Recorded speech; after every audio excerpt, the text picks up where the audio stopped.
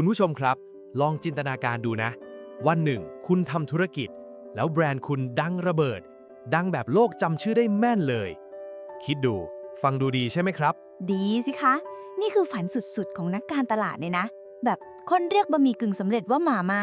เรียกผงซักฟอกว่าแฟบประหยัดงบโฆษณาไปได้เพียบเลย นั่นแหละครับแต่เดี๋ยวสำหรับบางบริษัทนะเมื่อไหร่ที่แบรนด์ดังจนคนเอาไปพูดเป็นคำกริยาได้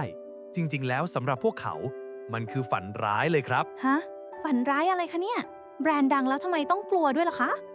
เพราะว่าถ้าคนทั้งโลกเรียกชื่อแบรนด์แทนประเภทสินค้าไปเรื่อยๆนะวันหนึ่งแบรนด์นั้นอาจไม่ใช่ของคุณอีกต่อไปคิดดูเรื่องนี้มีชื่อเท่ๆแต่ผลลัพธ์น่ากลัวว่า genericized หรือเรียกเป็นไทยว่าแบรนด์กลายเป็นคำสามัญครับโอ้โห เหมือนโดนความสำเร็จแท้งข้างหลังเลยคะเนี่ย ใช่เลยครับและเคสระดับตำนานที่เราจะคุยกันวันนี้คือ Xerox Xerox นั่นเองครับ อ๋อ งั้นเริ่มจากพื้นฐานก่อนเลยค่ะ Xerox แปลว่าอะไรคะทำไมฟังดูเหมือนชื่อยานอวกาศจังเลย จริงด้วย จริงๆ มันมาจากรากศัพท์กรีกครับ Xeros แปลว่าแห้ง แล้วก็กราเฟนแปลว่าการเขียน รวมกันเป็น Xerography หรือก็คือการเขียนแบบแห้งนั่นเองครับ การเขียนแบบแห้งฟังดูเหมือนชื่อเมนูกาแฟสเปเชียลตี้เลยนะคะ แต่เดี๋ยวทำไมต้องแห้งด้วยคะ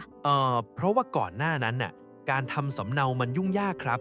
บางวิธีต้องพึ่งกระบวนการแบบเปียกที่ใช้สารเคมีน่ะหรือไม่ก็กระดาษคาร์บอนที่ทำมือแล้วเลอะไปหมด ช้าแถมไม่คลีนด้วย อ๋อ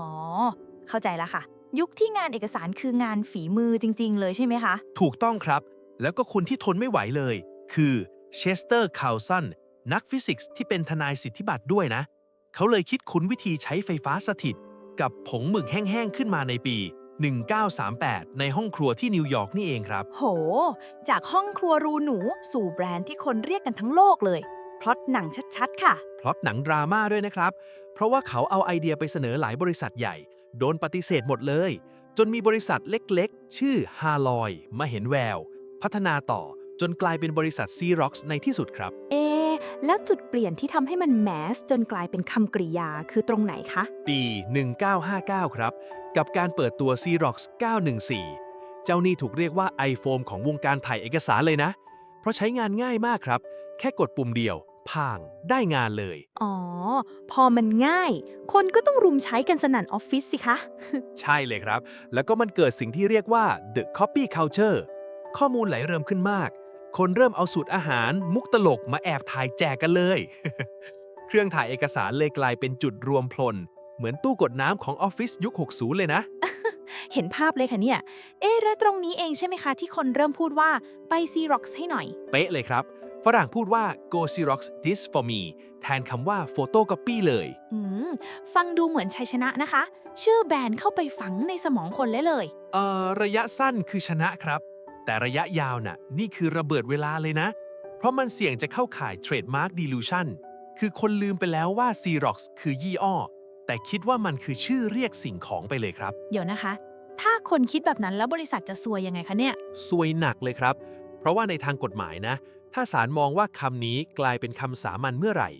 คู่แข่งก็อาจจะใช้คำว่า Xerox Machine ไปโฆษณาเครื่องของตัวเองได้แบบถูกกฎหมายเลยครับ เฮ้ย แบบนั้นก็เหมือนชื่อหลุดมือไปเลยนี่คะ ใช่เลยครับ มันเคยเกิดขึ้นแล้วด้วยนะ กับคำอย่าง aspirin escalator thermos หลายคำเคยเป็นยี่ห้อมาก่อน แต่สุดท้ายกลายเป็นคำสามัญไปเลยครับ บันไดเลื่อนเคยเป็นแบรนด์เหรอคะ นึกว่าเป็นคำศัพท์ปกติมาทั้งชีวิตเลยคะ เห็นไหมล่ะครับ Xerox ก็เลยกลัวจะเป็นแบบนั้น เขาเลยทุ่มทำโฆษณาเพื่อบอกคนทั้งโลกว่า หยุดใช้ชื่อฉันเป็นคำกริยาสักที ตลกดีเนาะ เหมือนตะโกนบอกลูกค้าว่าอย่าเรียกฉันง่ายๆนะ ให้เรียกยาวๆว่าเครื่องถ่ายเอกสารยี่ห้อ Xerox ใช่เลยครับ แล้วก็มีประโยคเด็ดอันนึงเขาบอกว่า when you use Xerox the way you use aspirin we get a headache แปลไทยก็เจ็บจี๊ด ถ้าคุณใช้คำว่า Xerox เหมือนที่ใช้คำว่า aspirin พวกผมปวดหัวครับ โอ้เอ็นดูจริงๆค่ะ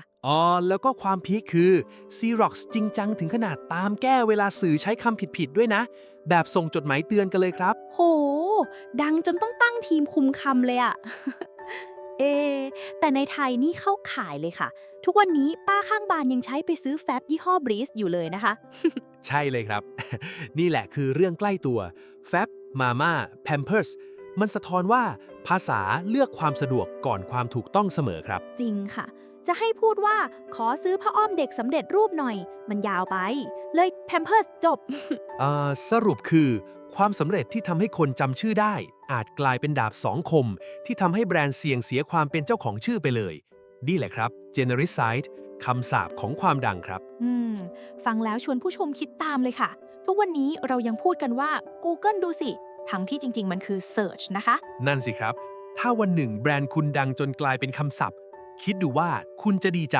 หรือคุณจะต้องรีบไปซื้อโฆษณาเพื่อบอกคนว่าช่วยหยุดเรียกแบบนั้นที เอ๊ะถ้าคุณชอบเรื่องราวสนุกๆ ได้สาระ เปิดมุมมองใหม่ๆ แบบนี้นะคะ อย่าลืมกดไลค์กดแชร์ และกดติดตาม Zero to Know ไว้เลยนะครับ แล้วเจอกันใหม่ตอนหน้าค่ะ กับเรื่องเล่าที่สนุกกว่าที่คิดครับ จากศูนย์สู่รู้สนุกทุกคลิป